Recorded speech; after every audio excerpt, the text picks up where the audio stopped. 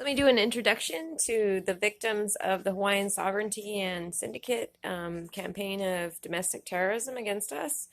This is going to be their channel and hopefully documenting their journey through what's been done to them. So there's Kitty. Kitty.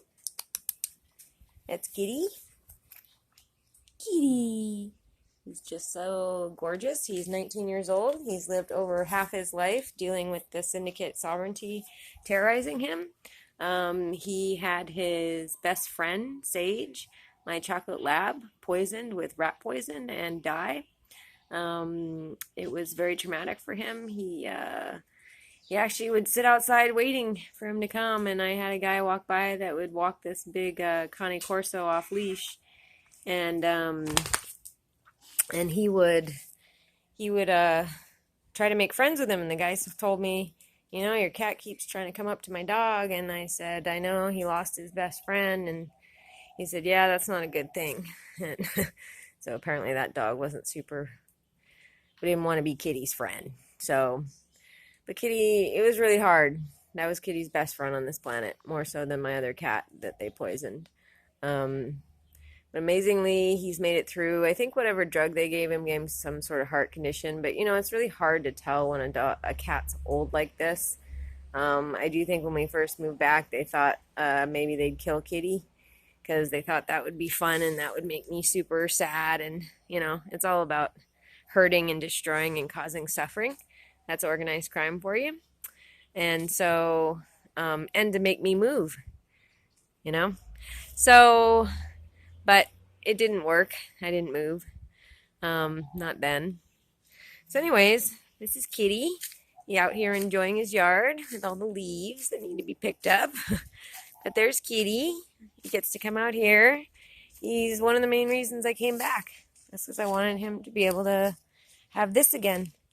Where he could, because at 19 I can't just let him out and let him cruise around. He's too old.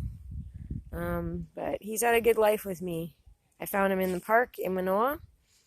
Day before Christmas Eve, I was walking Sage with my mom, and we heard this meowing coming, just persistent, loud, and I went back and walked down and found him right by the school, and he had a belly full of worms, and he was all dirty, and he had an indentation of like maybe a rope or something that had been around his neck, and he was about 4 months old.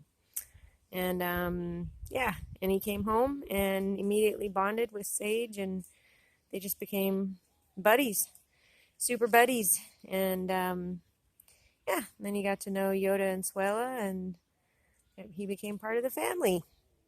And I wasn't going to keep him because I had so many animals and I was trying to move out of my parents' house, but I never really found somebody I thought could take him, and I'm so glad I didn't because he's been such an amazing cat. And he's just been such a good buddy and such a good friend. And he helped me a lot. He helped me a lot in my move to the mainland. He was just so helpful. It helped me to have him there all the time. And we'd walk on leash every night on the mainland. Every night he'd go to the door and wait to be walked on leash. And he did that at 14 years old without ever doing that before. So he's a super amazing cat.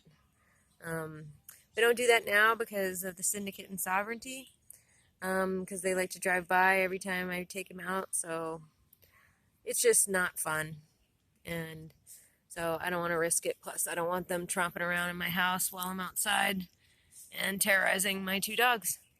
Okay, say goodbye, Kitty.